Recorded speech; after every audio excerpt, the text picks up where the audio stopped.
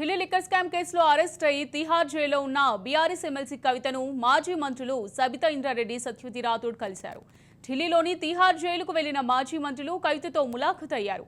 ఆమె యోగక్షేమాలు అడిగి తెలుసుకున్నారు. ఢిల్లీ మద్యం కేసులో కవితను ఈడీ అరెస్ట్ చేయగా ప్రస్తుతం ఆమె జ్యుడిషియల్ రిమాండ్లో ఉన్నారు. బీఆర్ఎస్ నేతలు తిహార్ జైలుకు వెళ్లి ఆమెను పరామర్శించి ధైర్యం చెప్పి వస్తున్నారు.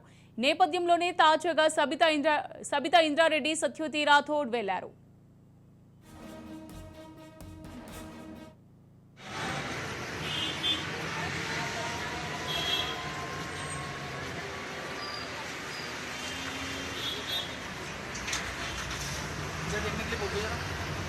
मैडम